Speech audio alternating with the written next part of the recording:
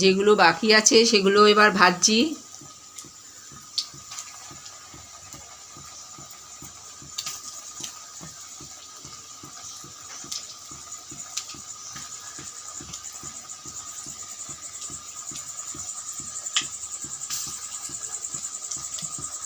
একটা দিক হয়ে এসছে, এবার পাল্টে দিলাম। ধীরে ধীরে হবে, ভেতরটাও যাতে ভাজা হয়ে যায়, মুচমুচে হবে খেতে।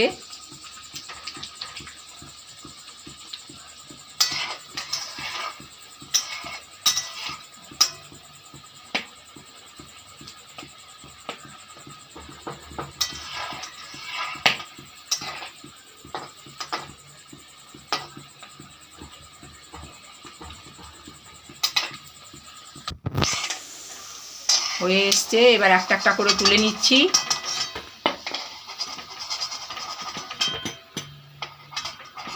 ডিম দিয়ে একটা অন্যরকম রেসিপি হলো, একঘেয়ে খাবার হলো না। ডিমের ঝোল বা ডিমের অমলেট বা ডিম সেদ্ধ, তার থেকে এটা একটু অন্যরকম। এটা প্রায় ডিমের টেবিলের মতোই হলো। ডিমের বড়াও বলা যায়, ডিমের চপও বলা যায়, মানে পুরো একটু অন্যরকম খাবার হলো।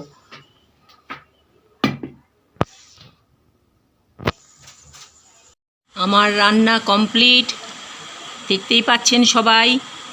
এবার এটাকে পেঁয়াজ কুচি, টমেটো কুচি, শসা কুচি দিয়ে খাবো, দারুণ লাগবে, মুচমুচে হয়েছে। আপনারাও করে খাবেন এবং রান্নাটা দেখবেন। পারলে লাইক, সাবস্ক্রাইব, শেয়ার করে দেবেন, ভালো লাগবে।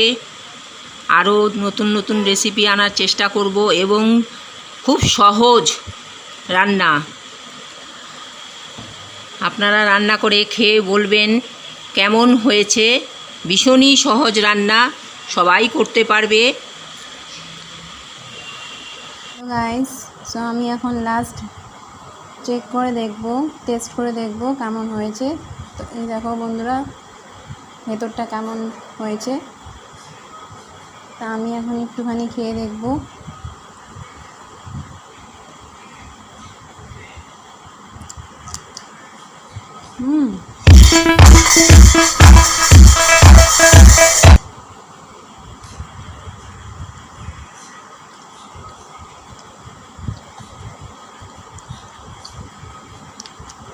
দারুণ। মায়ের মাপ পুরো ঠিকঠাক হয়েছে। চিনি, নুন, কাঁচা লঙ্কা, আদা, যা যা সব দিয়েছে সব মাপ ঠিক আছে। মায়ের আইডিয়াটা পুরো ঠিক আছে, মাপ পারফেক্ট আইডিয়া, সব কিছু ঠিকঠাক দেওয়া হয়েছে।